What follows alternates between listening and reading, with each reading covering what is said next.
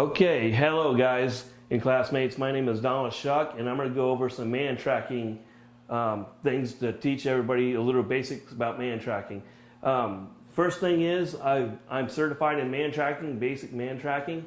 I went to a 40-hour class, crawled hundreds and hundreds of feet all throughout the grass and the woods and all that stuff to get the certification. It's certification from hell. But also the person that taught me was Fernando Maria, which is a world-renowned man tracker. Now I do have a little bit of experience in actually going and doing man tracking. I went to the Zuzu Vert search in Alpine, Texas, and searched for her for 4 days and over 50 miles of searching. I've also been on the Big Bend State Park search and rescue, where I went to Big Bend State Park and looked for Kathy Fry. We did find her alive through all the man tracking and the search and rescue techniques that I'm about to talk about. So one of the most important things is action indicators. First I'm going to introduce my audience. I have Lorraine right here. Hi, Mr. Shuck. Okay, and Laura. Hi, Mr. Shuck. And Kayla. Hi, Mr. Shuck. Okay, so now we got that out of the way. Man tracking is a science of doing footprints. If you can find different footprints, helps out when we get to the scene and we have to start finding either a convicted felon that ran away, or it could be even a lost child, a lost parent, or just anybody that's lost. What we do is we file different footprints, okay? By your footprints, I could tell you if you are a male, which your feet normally point outwards, if you're a male, and if you're a female, your feet normally point inwards, okay?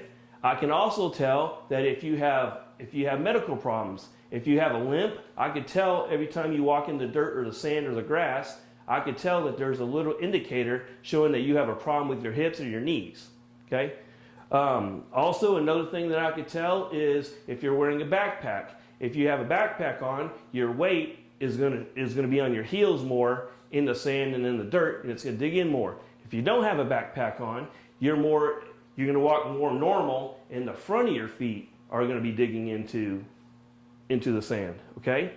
So let's see here. So when you're doing man tracking, we're looking for small pieces of evidence. It might be a piece of grass that's bent over, or it could be a rock that has a little bit of tiny dirt on the rock. Now, when you're on the ground and you're searching for this, it's very, very mentally excruciating, because you're just looking for the smallest signs that most people can't find. Me, because I'm trained, I'm a little bit better. I can pick up signs of misplacement of sand, dirt, bent over grass. But for the natural person, you can't find that. When this guy was teaching me the course, I'd get following the footprints, and we do by measurements. Okay, and this is a very good topic to know, is if you are looking at a footprint and you want to try to see how tall this person is, okay, so what you do is you measure the size of the shoe, okay, then you multiply it by 2, and then you divide it by 12, and that will give you a good estimate within 1 or 2 inches of how tall the person is, okay. So for me, my shoe size is like 10.5. By the time I do the math, it comes up to about 67, 68 inches tall, okay? That helps me out. Now, we know on man tracking that if you're walking in circles, we can pick up that you're trying to deliberately throw me off track.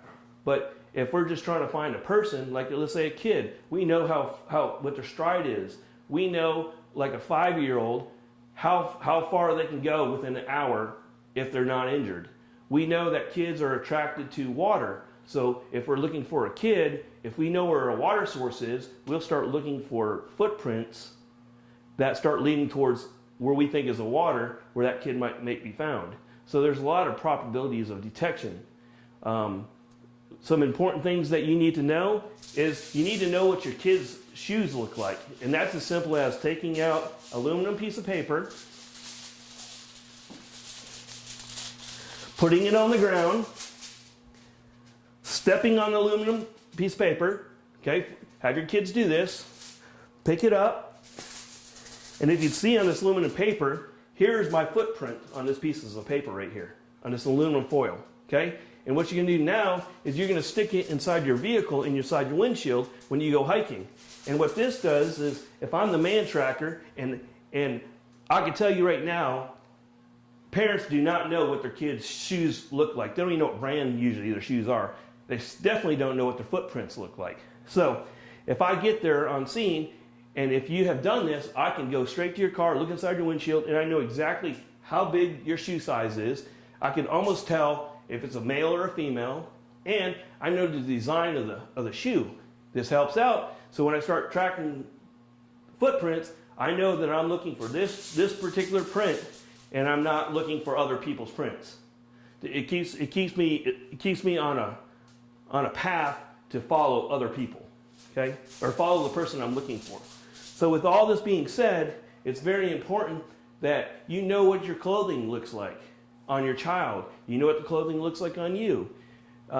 Leave detailed information in your vehicle, what trails you were going to go on, because when I get there, that helps me.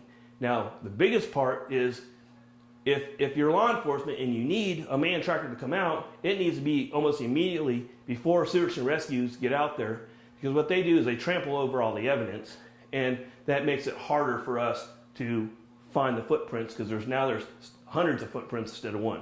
So that is my explanation of how to do man tracking. Thank you. Hope you enjoyed it.